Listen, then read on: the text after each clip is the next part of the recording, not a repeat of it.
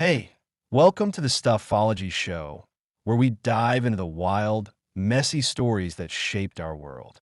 Today, we're going deep into one of history's biggest turning points. Why did World War I start?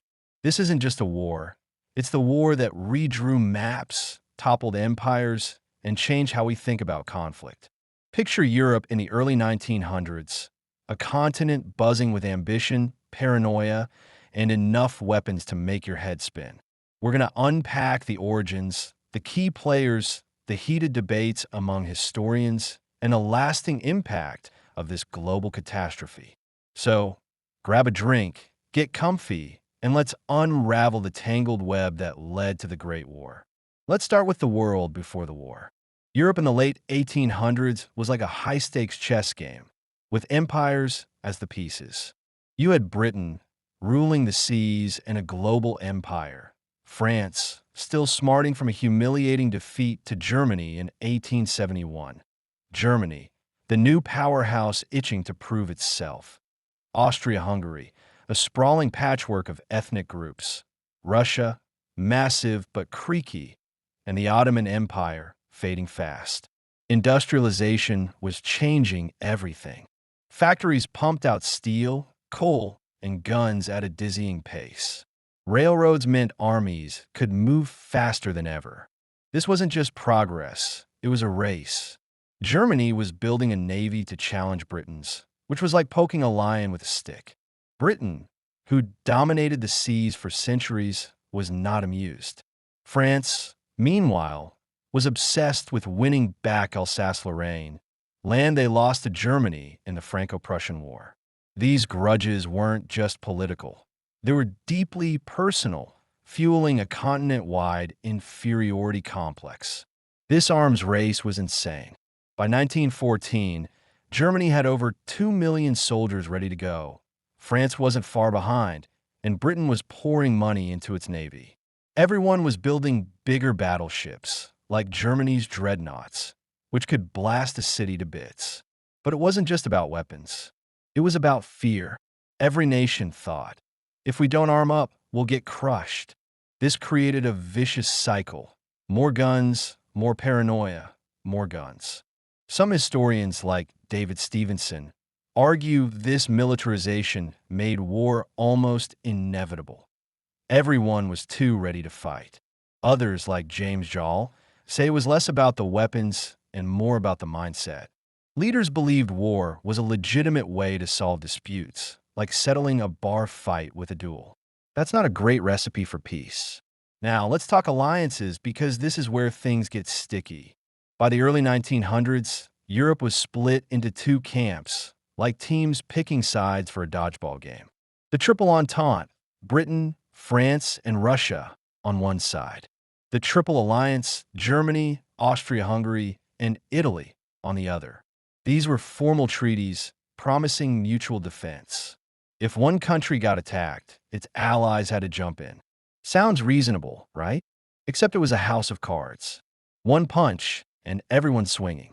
Imagine you're at a party, and your buddy gets into it with someone. You back them up because you promised, but then their opponent's friends join, and suddenly the whole place is chaos. That's Europe in 1914. Historian Neil Ferguson argues these alliances locked countries into a path to war. They couldn't back down without losing face. But Margaret Macmillan counters that it wasn't the alliances themselves, but how leaders used them, misreading each other's intentions. For example, Germany thought Russia wouldn't fight for Serbia. Spoiler, they were wrong. Let's zoom in on the Balkans, the powder keg of Europe. This region, tucked in Southeast Europe, was a mess of ethnic groups, religions, and ambitions. The Ottoman Empire was crumbling, and new nations like Serbia, Bulgaria, and Greece were flexing their muscles. Serbia was the big player here, dreaming of a greater Serbia that would unite all South Slavs, including those under Austria-Hungary's rule, like in Bosnia. Austria-Hungary, this massive empire of Germans, Hungarians, Czechs, Slavs, and more, was barely holding together. Serbia's nationalism was like a lit match near a gas leak. Russia, seeing itself as the protector of Slavic peoples, backed Serbia.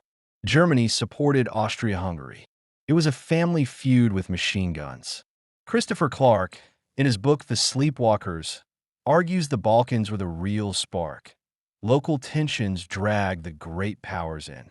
But Gary Sheffield pushes back, saying the Balkans were just a symptom of bigger issues, like imperial rivalries and economic competition. So what actually kicked things off? June 28, 1914, in Sarajevo. Archduke Franz Ferdinand, heir to the Austro-Hungarian throne, is cruising through the city in an open car with his wife, Sophie. A 19-year-old Bosnian Serb named Gavrilo Princip, part of a nationalist group called the Black Hand, steps up and shoots them both dead. This wasn't random. The Black Hand wanted to free Bosnia from Austria-Hungary and unite it with Serbia. Princip and his crew planned the hit, and they got lucky or unlucky, depending on how you look at it. The assassination was a gut punch to Austria-Hungary. They saw it as a chance to crush Serbia's ambitions and send a message to other restless ethnic groups. But they didn't act alone. They checked with Germany, their big ally. Kaiser Wilhelm II, Germany's impulsive emperor, gave them a blank check, basically saying, "Go wild, we've got your back." That's huge. Germany's green light gave Austria-Hungary the confidence to escalate. Austria-Hungary sent Serbia an ultimatum on July 23rd, with demands so harsh it's basically a dare to fight. Serbia agrees to most of them, trying to avoid war, but they reject the idea of Austria-Hungary poking around in their country to investigate. That's enough for Vienna. On July 28th, they declare war on Serbia. Russia, true to its Slavic brother vibe, starts mobilizing to defend Serbia. Germany sees Russia's troops moving and declares war on Russia on August 1st. France, tied to Russia by alliance, gets pulled in, so Germany declares war on France on August 3rd. Germany's plan, the Schlieffen Plan, was to knock out France fast by marching through neutral Belgium. Britain, who'd promised to protect Belgium's neutrality, declares war on Germany on August 4th. In a week, Europe's gone from tense to total chaos. It's like a bar brawl that engulfs the whole town. But was the assassination the real cause? This is where historians start throwing punches. Christopher Clark argues the war wasn't inevitable. It was a series of bad calls. Leaders miscalculated, thinking they could control the escalation. Germany assumed Russia wouldn't mobilize. Russia thought Germany would back down. Everyone was wrong. Max Hastings, on the other hand, says the war was brewing for decades. Nationalism, imperialism, and economic rivalries created a pressure cooker. Germany's push to dominate Europe clashed with Britain and France's desire to keep the status quo. Then there's the economic angle. Norman Stone points out Germany's booming economy was threatening Britain's global dominance, creating a kind of commercial Cold War. But not everyone agrees. Sean McMeekin argues Russia's ambitions in the Balkans and their rush to mobilize were just as provocative, shifting blame eastward. Some even debate the blank check. Fritz Fischer, a German historian, says Germany deliberately pushed for war to assert dominance. Others, like Annika Bauer, say Germany was more reckless than calculating, stumbling into a fight they didn't fully plan. Nationalism was the fuel on this fire. Every country was obsessed with being number one. Germany wanted to be a global superstar. France wanted revenge for 1871. Britain wanted to stay top dog. This wasn't just leaders. Regular people ate it up. When war broke out, crowds cheered in Berlin, Paris, and London, thinking it'd be a quick, glorious adventure. Propaganda painted the enemy as monsters. Germans were told the French were coming for their homes. The French heard the same about Germans. But the reality was brutal. By late 1914, soldiers were stuck in trenches, facing machine guns, barbed wire, and mud. The war wasn't over by Christmas. It dragged on for 4 years, killing over 15 million people, soldiers and civilians alike. Let's talk about the human side. Most folks didn't see this coming. In 1914, young men signed up in droves, thinking they'd be heroes. Posters promised adventure and glory. But the trenches were hell: rats, disease, and constant shelling. New tech made it worse. Machine guns fired 600 rounds a minute. Tanks, still clunky, rolled out in 1916. Poison gas, like mustard gas, burned lungs and blinded soldiers. Submarines sank ships without warning. Airplanes, barely a decade old, were dropping bombs. This wasn't just Europe's war. Alliances pulled in colonies and dominions: Australia, Canada, India, South Africa, even Japan. The U.S. stayed out until 1917, when Germany's unrestricted submarine warfare and a bizarre telegram trying to get Mexico to invade the U.S., the Zimmerman telegram, brought them in. This was the first truly global war, and it rewrote the rules of combat. The legacy? Massive. When the war ended on November 11th, 1918, the world was unrecognizable. For empires, Germany, Austria-Hungary, Russia, and the Ottoman Empire were gone or broken. New nations like Poland, Czechoslovakia, and Yugoslavia popped up. The Treaty of Versailles, signed in 1919, was supposed to secure peace, but was a disaster. It blamed Germany, forced them to pay billions in reparations, and took their land. This bred resentment that fueled Hitler's rise and World War II.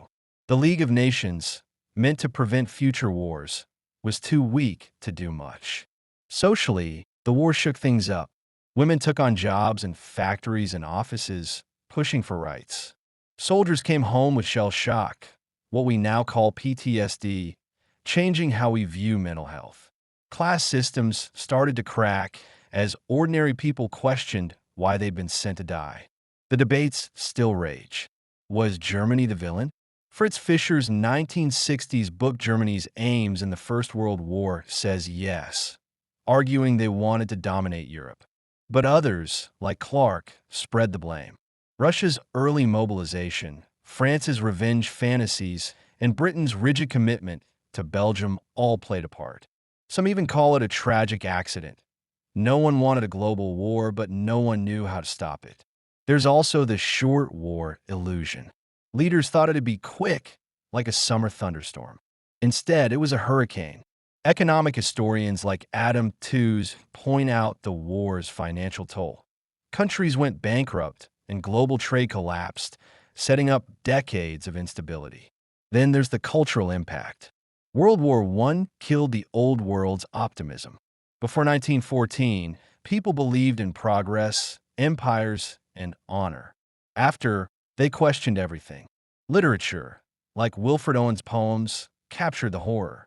Art, like Dadaism, mocked the absurdity of it all.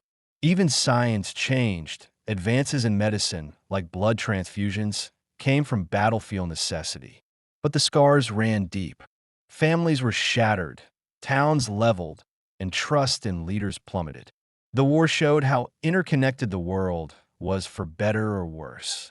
One shot in Sarajevo didn't just kill an archduke. It set off a chain reaction that reshaped history. So, that's the story of why World War I started. It wasn't just an assassination or a single bad decision. It was a perfect storm of rivalries, alliances, nationalism, and plain old human error. It reminds us how fast a small spark can ignite a global fire, and how hard it is to put it out. Thanks for joining us on the Stuffology Show. Until next time, keep digging into the stories that make our world what it is.